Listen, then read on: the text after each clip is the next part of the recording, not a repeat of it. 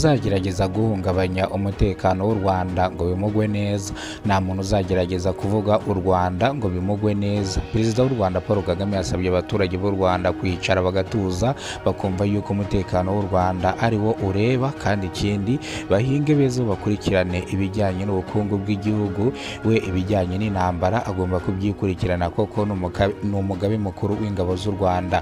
Ni mu gihe abaperezida bagiye bamuhagarara hejuru akenshi bavuga yuko bazamutera cyangwa bazamurasa, bakarasa mu gihugu cyacu cy'u Rwanda, bakarasa mu mujyi wa Kigali bibereye iwabo, harimo na perezida wa Kongo Felix Antoine Tshisekedi. Ariko perezida w'u Rwanda avuga yuko uriya atakwigera amukanga kubera ko ni umusivile, rero ntago wakwigira wumva amagambo y'abasivile ngo uyagendereho, ariko ijambo ryavuzwe perezida ararizirikana. Ubwo ngubwo mu bwego cyaho bwahita yongera uburinzi, agahita yongera n'uburinzi ku mipaka, bivuze ngo ahubwo ako kanya uba wisibiye amayira, n'umusirikare wawe ucaracaye bahita bamukura mu nzira bakamumena. Ndetse hari drone nyinshi zagiye ziza ziturutse muri Kongo, zikaraswa zigahanurwa zigashyirwa hasi, ziri kuneka mu Rwanda kugira ngo zibone uburyo ki zizatera.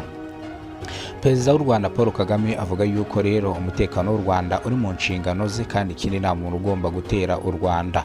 Perezida w'u Rwanda Paul Kagame yamusabye gukura uburinzi bwiwe ku mupaka. Ninde wabivuze? Ni perezida wa Donald Trump, yamusabye gukura ingabo afite ku mupaka zose. Ariko Donald Trump yabanje kuvuga ko afite ingabo muri Kongo, we ntabwo yavuze ku mupaka, yavuze muri Kongo. Yavuze ngo izo ngabo ufite muri Kongo zikureyo hakiri kare, kubera ko nitwataka tuzazikura mu nzira. Perezida w'u Rwanda Paul Kagame yashubije avuga yuko nta ngabo afite muri Kongo, afite ingabo ahubwo ku mipaka ihana imbibi na Kongo. Bityo rero ingabo afite muri Kongo bazazatake nta kibazo afite, koko ntago ari ingabo ze. Bityo rero kandi akaniyama abaperezida bakunze kumushyira ku gitutu bamubwira ngo akureho uburinzi bwe n'abashaka kumutera ubwoba. Avuga yuko na inyama y'ubwoba yayikuyemo, nta nyama y'ubwoba afite uzamwataka azamwivuna. Bityo rero asaba abaturage b'u Rwanda bo kumva batuje, nta ntambara ihari, kandi ikindi n'abagerageje kwataka u Rwanda bagiye bafatwa. Ngira ngo n'ibisasu bikunze kuraswa mu Rwanda bikunze gufatwa, bivuze ngo u Rwanda rufite uburinzi bukomeye cyane. Perezida w'u Rwanda Paul Kagame avuga yuko nta muntu n'umwe uzigera umuhagarara hejuru amubwiriza icyo gukora, koko we icyo gukora arakizi. Bityo rero perezida w'u Burundi Evariste Ndayishimiye aherutse kumurasira abasirikare be bagera kuri 2 ku mupaka, arasa n'abaturage 2, ariko ibi ngibi yarabyihoreye, ntiyabigize big deal, ariko ndetse agiye yitegura yuko isaha n'isaha ibi bintu akora yazabyishyura cyangwa yazabiryozwa. Kuba abantu bari kugenda ku mupaka we yarangiza akabarasa atamenya ngo bari kugenzwa n'iki, ibi ngibi rwose yavuze ko umunsi umwe perezida w'u Burundi azabyishyura Evariste Ndayishimiye, dore ko perezida waho n'ubundi akunze kugaragara kuri televiziyo yiteretse igisorori cy'ibiryo arimo yirira. Ibijyanye n'imiyoborere ntago aba byitayeho, ngo ahubwo we aba ari guhinga ibirayi. Niko abaturage b'u Burundi bavuga ko perezida wabo nta kintu na kimwe yitayeho, aba arimo arahinga yirira gusa. Kuyobora igihugu bisa nkaho ataba byitayeho cyane. Avuga yuko, cyangwa bamwe mu baturage bavuga yuko imbonerakure zaho zikunze no gufata abaturage zikanabakubita, zikanabambura, zikanabasahura ibyo bafite. Ubwabo igihugu cyabo ntago gituje, nubwo kimeze neza, ahoramo imyigaragambyo n'imiduruvayi. Bityo ngo nimba yarananiwe gukotora abaturage ngo be abashyire ku murongo, uyu muntu urumva azataka u Rwanda gute? Ese bizagenda bite? Ngira ngo murabizi nk'abasirikare yagiye yohereza muri Kongo kugira ngo barwanye M23 yagiye ibafata ibagwa gitumo. Nimba umutwe wa M23 abasirikare batarenze 1000 bingahe batabasha kurwanywa ndetse bahawe n'ubufasha, urumva koko noneho igihugu cyose kiba gifite abasirikare miliyoni na miliyari, urumva koko yakwigera yigeza kuki ku buryo yakwataka u Rwanda niba abasirikare babasha gufatwa n'abasirikare batarenze 100 ngahe M23 ikabafata? Urumva noneho u Rwanda abasirikare bafite ba mashinari, abarwanira hejuru, abarwanira mu kirere n'abarwanira ku butaka, abarwanira mu mazi, abamafiya, dufite abasirikare benshi cyane. Bivuze ngo rero twebwe nta kibazo na kimwe tuba dufite. Buri kwezi cyangwa buri mwaka tuba dufite ingabo za pasinze, buri myaka 3 tuba dufite abofisiye bize ibijyanye na gisirikare bayobora urugamba neza.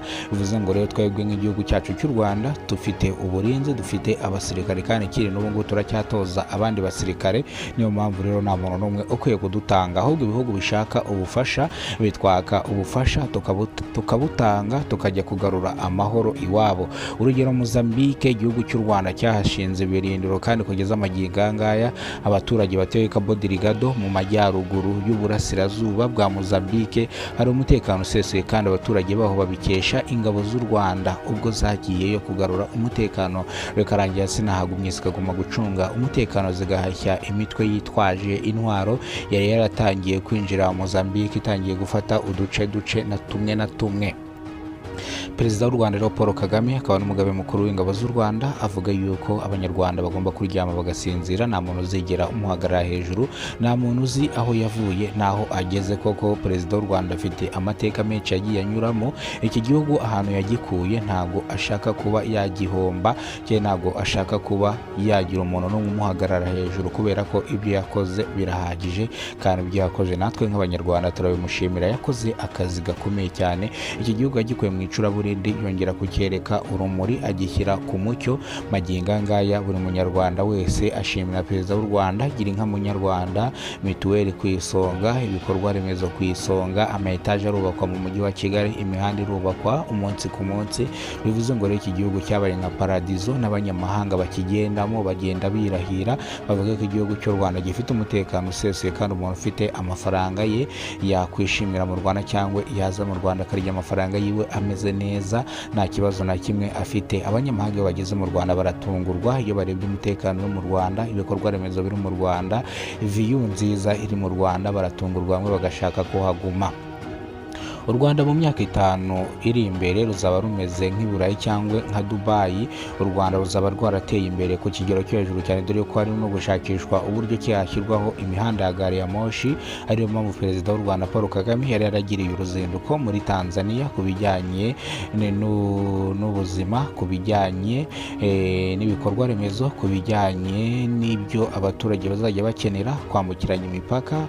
Bivuze ngo ni ku bijyanye n'ubucuruzi, ku bijyanye no guteza ibihugu byabo bombi imbere. Bivuze niyo mpamvu Perezida w'u Rwanda yari yagiriye uruzinduko muri Tanzania guhura na mugenzi we Perezida wa Tanzania, banzura yuko umubano babanye uzakomeza kandi ikindi bazakomeza guhahirana umunsi ku munsi. Perezida w'u Rwanda Paul Kagame rero ari gukora uburyo yakora imihanda ya gari ya moshi ikaza mu Rwanda, ariko nk'uko mwabibonye mu mujyi wa Kigali yatangiye gushyirwaho imihanda ya Honore bisi iva muri gare imwe ya bisi yerekeza mu yindi gare. Ubu ngubu taransipoti isigaye yihuta cyane. Bivuze ngo umuturage wese ufite amafaranga ye make aragerera mu kazi igihe, aratega KBS akihuta cyane, kandi bivuze ngo rero iterambere mu gihugu cy'u Rwanda riracyazamuka. Bivuze ngo rero tugiye mu ngingo ya nyuma cyangwa tugiye kuvuga ingingo ya nyuma dusoza amakuru yacu. Ni ibyemezo by'inama y'abaminisitiri yateraniye muri Village Urugwiro mu biro bya Perezida w'u Rwanda Excellence Paul Kagame, yanzura yuko ibijyanye n'umutekano w'u Rwanda ndetse no kurinda ubusugire bw'u Rwanda iwe yabigize inshingano ze, kandi avuga yuko abikora abikunze.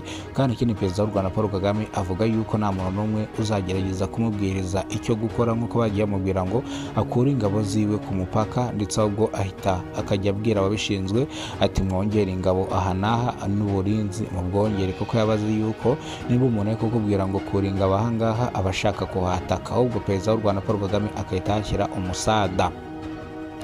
Ni ijambo yavuze rero ryakoze ku mutima abanyarwanda benshi cyane, hari naryo tugiye gusorezaho naryo mukaryumva.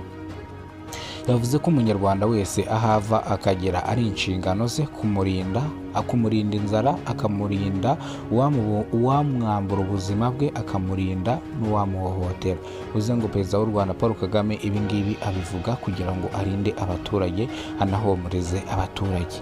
Perezida w'u Rwanda Paul Kagame rero avuga yuko nta muturage n'umwe ugomba kugira ikibazo na kimwe, mituweli ku isonga, abantu bari mu cyiciro cya mbere bagomba gutangirwa mituweli ku gihe, abantu batishoboye bagomba gufashwa, gira inka munyarwanda, buri munyarwanda wese agomba kuyibona, utishoboye gira inka munyarwanda. Amafaranga y'abasaza bageze mu zabukuru agomba gutangwa neza cyane kugira ngo abasaza babeho neza. Perezida Paul Kagame yarangije avuga ku bijyanye n'ubwisungane mu kwivuza, aribyo ngiye kubabwiraho mu kanya. Avuga yuko amafaranga ya mituweli de sante mu byiciro bigiye bitandukanye byagiye bihinduka, ariko ndaza kubabwira ukuntu byagenze, ese ibyemezo by'inama y'abaminisitiri byanzuwe gute, byagenze bite.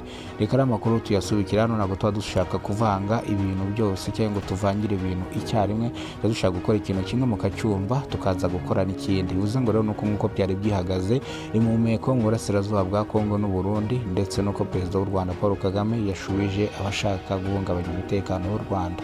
Reka amakuru yacu tuyasubikira hano. Imana ikurinde. Njye nitwaga Kidasamura, urwego rugutaba rugakongoma.